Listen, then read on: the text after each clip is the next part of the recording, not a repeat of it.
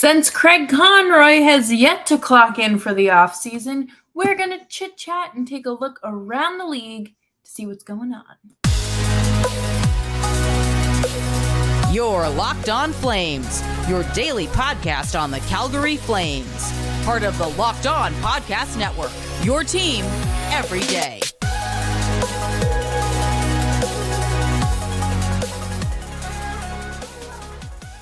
Well, hello everyone, and welcome to today's episode of Locked On Flames. Thank you so much for tuning in.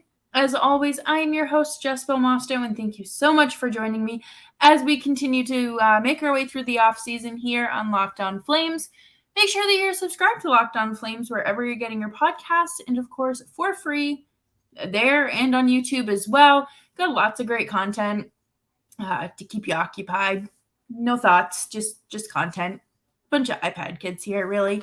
But today we are going to be talking about the end of an era, not just in Boston, but for really the entire NHL. We got some arbitration and LTIR updates throughout the week, and I thought it'd be fun to bring back the losers and winners of the week segment, because who doesn't love some fun? And so let's just jump right into it. I tweeted last week. I said, Bergy's birthday is next week. Something to note, just something to think about. They wished him a happy birthday on socials, and he didn't announce, and they didn't announce an extension or a retirement. But then it happened when I was at work the next day. I didn't have my phone on me, and I came back and just saw everyone in the group chat crying and screaming because Patrice Bergeron, captain of the Boston Bruins, retired. And it's not a Tom Brady retirement. It's not like I'm coming back. I'm so back. No. After 19 seasons, he is hanging it up. 6-time Selke winner. They will be renaming the Selke after him eventually. And it is just, what an unbelievable career. Obviously, he won the Cup back in 2011. So close to winning it in 2019 and 2013. And of course, this miracle of a season that Boston had this past year. And what an unfortunate, end to the season.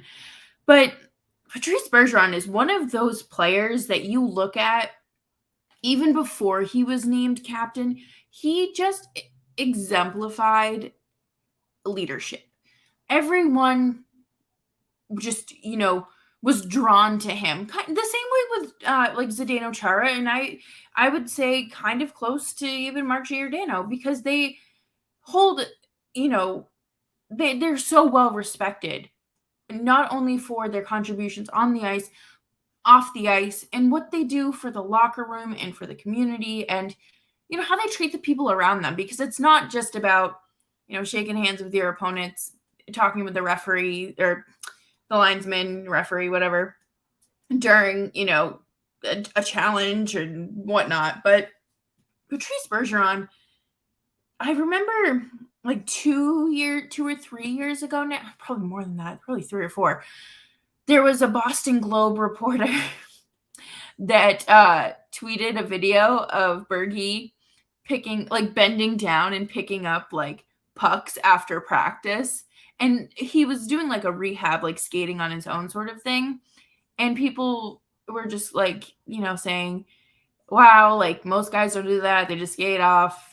It's not their problem, blah, blah, blah. And then some people were like, oh my God, he's doing the bare minimum. Congrats.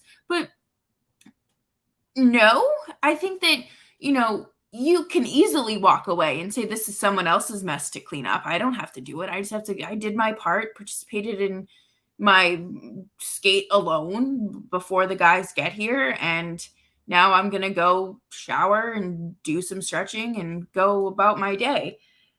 But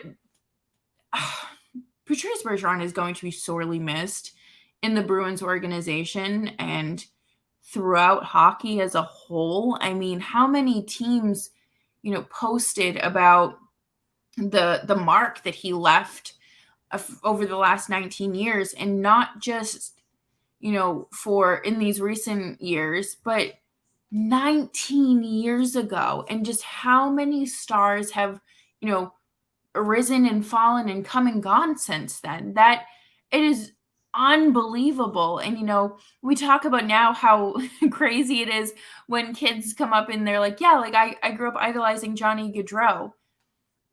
Johnny Gaudreau was only like 28 years old. Bergy's like 34, 35. So it's just, it's a little weird to think that how many players in the NHL have grown up like idolizing Patrice Bergeron. And of course, you can't talk about Patrice Bergeron without talking about 2013 Game 7 in Round 1, right? What a comeback that, it meant so much for the city of Boston at the time. And, I think a lot about, what it meant to be a Bruins fan in 2013, and how the Red Sox and the Bruins just really brought this city together. But he had the game-tying goal that obviously sent the game to overtime. And he scored the game-winning goal. Yes, they lost on home ice for the first time. Game 6 against Chicago. But, it's you have to lose in order to win. Bergy won and then just lost. But I think one of the most prolific things is that he had the Bruins locker room sit down and watch the Kyle Beach interview, not to, shame the victim or anything like that, or, try to make an example out of him, but to know what to do, to learn from Chicago's mistakes. I can't even call them mistakes. Like that was a conscious effort to just sweep it all under the rug. But absolutely, there were people that didn't talk about it, that didn't want to acknowledge what happened. And there were people that did acknowledge what happened. And they said, oh, well, we don't need to talk about Kyle Beach anymore. He's not part of the team. And, that was 2011. It's 2020 something. Like, we can move on. It's like, no.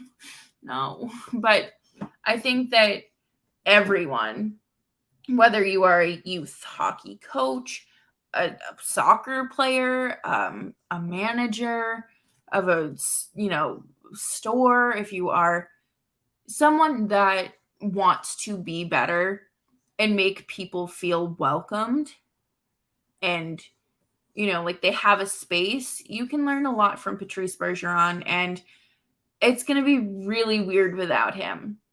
The post-Chara era was just kind of immediately, kind of shifted with Patrice Bergeron. And now you're just kind of, who's next?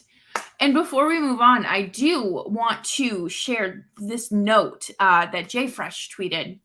From 2011, from the 2011-2012 season to 2022-2023 season, a span of 12 seasons, 1,941 Selke Trophy ballots were submitted.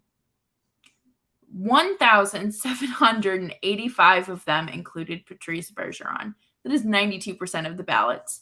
937 of them had Bergy in first place. 48%.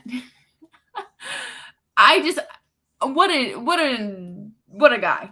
One of the best, if not the best. No, he is the best. Two-way forwards to ever play the game. Oh my God. I absolutely love Bergy. And it's going to be weird watching the Bruins without him. But coming up next, we are going to talk about Matt Muarry and some Brad Treliving updates over in Toronto. And we'll shift back to Boston to talk about some arbitration. And we'll go to Arizona to talk arbitration. And then we'll round out the show with winners and losers of the week. But let me talk to you and tell you about our friends at AG1. Our next partner, AG1, is something that I use I've incorporated into my life and have seen pretty good results. It's a daily foundational nutrition supplement that supports whole body health. And I drink it because I want to feel better. I want not to only feel better, but to actually be better. And AG1 is it's a simple one scoop in a cup of water every day, and it replaces your multivitamin, probiotic, and more in one simple drinkable habit. All you have to do is pour a scoop of the powder into a glass of water, mix it all up, and drink it. It's really helped with my skin, my stomach, and really my brain. I feel like I'm a little sharper, really. But all great athletes have one thing in common, and that is that they are taking care of their body, and a huge part of that starts with optimizing whole body health. If a comprehensive solution is what you need from your supplement routine, then try AG1 and get a free 1-year supply of vitamin D and 5 free AG1 travel packs with your first purchase. Go to drinkag1.com/NHL Network. That's drinkag1.com/NHL Network. Check it out. Thank you, everyone, for hanging out and sticking around here on Locked On Flames. I appreciate you. And if you're so kind, I would love to see some more 5-star ratings and little reviews from y'all on Apple Music or Apple Podcasts and wherever you're listening to your shows. But let's talk about some, I guess, player reviews. Arbitration has to be one of the most awkward parts of being a general manager, I guess, because it just like in day-to-day life for everyday human beings, your employer is always going to lowball you. Always. And you are going to set the bar high and say, no, you need to pay me my worth. And arbitration, luckily there's a third party, a neutral third party here that can kind of be like, hey, you're doing great work and you deserve more, but not this number yet. And it has to be so awkward sitting there and watching teams basically put on an argument why you aren't worth a certain amount of money. That is so humiliating. And today I was at work.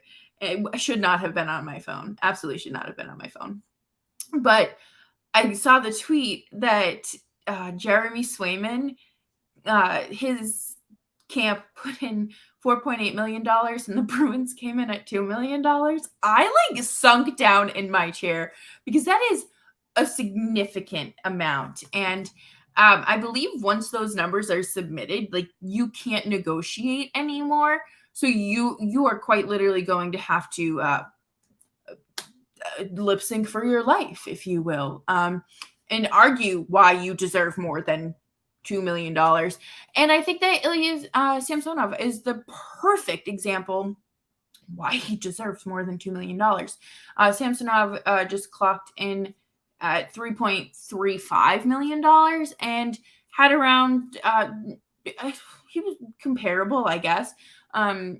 Obviously, neither of them were, Linus Allmark of the seasons, but both had comparable numbers, and Swayman was a little bit better. So I think that any arbitrator is going to go into that situation and be like, you're out of your mind for saying $2 million. And you're also out of your mind for saying $4.8 million. But it makes sense why the team always shoots higher, or the player's agent always shoots higher, because you want them to meet you in the middle. You want that arbitrator to actually think about it, right? And Jack McBain for Arizona also went to arbitration. His figure wasn't as did bad, I would say. The team came in at 2 years, $1.2 million, and the player wants 1 year at $2.25 million. I get it. I get why players want that 1-year deal, especially right before the cap increase. It makes sense. And we talk about it all the time, Mangiapane, and how that will probably impact his decision on where he goes. But I just, can we just start paying people what they're worth? Like, it is absurd to me that Jaylen Brown is making like $305 million after a horrendous season. And that's like his average annual value is 76% of a team's salary cap. I think it was Nick that did that math. So shout out to Nick. But that's absurd. Hockey needs to figure something out. Just get a little better. But on the negative side of things, we do have to talk about LTIR. I always feel so icky when I have to talk about arbitration and LTIR. More so LTIR because I feel like it's such an unfortunate thing for players to be placed on. We've seen Nikita Kucherov get placed on it and swindling, right? We've seen Mark Stone get placed on it and more swindling, but it's allowed. And of course, I believe Ben Bishop was on it as well, and his rights were just traded to Buffalo, I believe it was, and then he retired and then came back as a coach. But Matt Muarry, another goalie, obviously, in Toronto, was placed on LTIR this week, and that stinks. We all knew it was coming, especially in an era where you really can't afford to buy people out.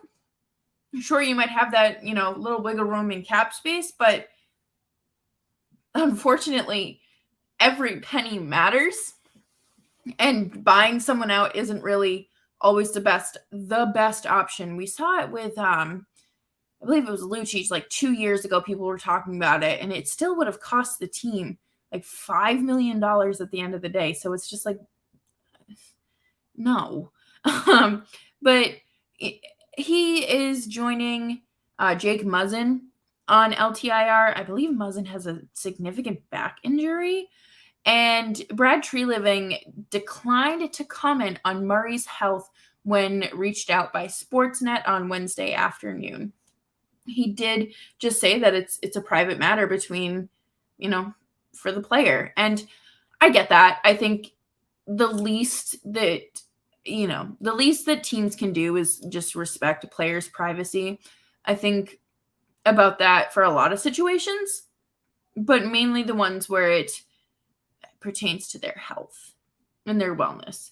When people were getting all up in arms about Spencer Knight being at a horse racing event, and he hadn't been cleared to rejoin the team, and this one person on Twitter was like, why isn't he with the team? His team is in a Stanley Cup run, and he's out here with Trevor Zegras and Cole Caulfield going to these things and then just goofing around. He's a young kid. He clearly hasn't learned. And it's no, that's not how it works. There are standards and procedures for these things, and those have to be followed. That's why they're there. And Spencer Knight is cleared to rejoin the team for activities and festivities, whatever happens. But I think a lot about how these players really don't have a lot of leverage, and if they can just keep things private and have the respect of privacy until they're ready to talk about it. It goes for really any celebrity, really. Then people should just listen and, respect that. But coming up next, we are going to talk about the winners and losers of the week, because this was a staple segment back during the bubble playoff season. And I thought it'd be fun to bring it back because it's summer, and who doesn't love a little fun in the sun? Thank you, everyone, for listening to Locked On Flames. Make sure you're subscribed wherever you get your podcasts and drop a 5-star rating and a nice little review on Apple Podcasts. I think it is so fun to be just like a natural born hater, because not only do you just like, I despise sports. Like, it all started for me with sports. I hated like the Yankees growing up. I hated mainly just the Yankees. I was trying to think. The Canadians, because I grew up a Bruins fan. Toronto Maple Leafs, like you just have like this visceral reaction when your team plays these teams in the playoffs or in general, and it's, a true rivalry. And it kind of snowballed into other things in my life. And it has now turned into like pop culture, more sports, and just everyday life. But my loser of the week, I have a few of them actually. Let's start with Craig Conroy for, I don't know. Did he miss? Is he sleeping? Did he go into early hibernation? Have we seen him? Has anyone seen him around Calgary? Are there any signs of life? Do we know if he is still alive? Does he want to work? I know Kim Kardashian said nobody wants to work anymore. But Craig Conroy, you've spent enough time wanting this job that you should want to work. Just saying, we can make something happen. But my other loser of the week is Ariana Grande, because the more that is coming out about this, not just Ariana Grande, but her Dr. Shrunk-looking boyfriend, I don't know his name, absolutely mess of a situation. And I feel for the wife that is recently postpartum and is now having her marriage dragged through the public spotlight. And don't cheat on your significant others, and don't go after people that are in relationships, especially if you're also married. I don't know. I just feel like that's common sense, but common sense might be lost on us here in 2023. Let's flip the script and talk about winners of the week, because on the bright side, we still have baseball. I know, people either love or hate baseball. You're not really in the middle of, the road, unless you're just like, you live in a market where it's like, oh yeah, like, let's go. It's a random like Thursday night, and we got tickets to a game. So we're going to talk about baseball. Aaron Judge makes his return to the Yankees lineup, hopefully tonight if they don't get rained out in Baltimore. And that is very exciting for the Yankees, because they have sorely missed him.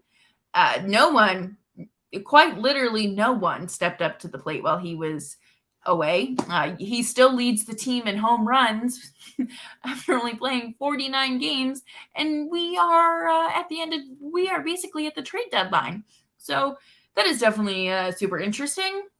And of course, how can I talk about winners of the week without mentioning Shohei Ohtani? What a man.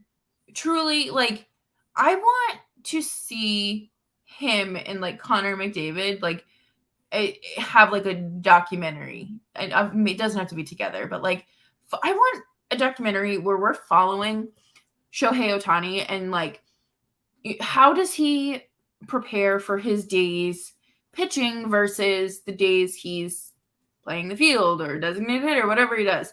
And I just would love to see that, because there has to be such like a different mental preparation for that, and kind of the same thing like I'm sure with Connor McDavid.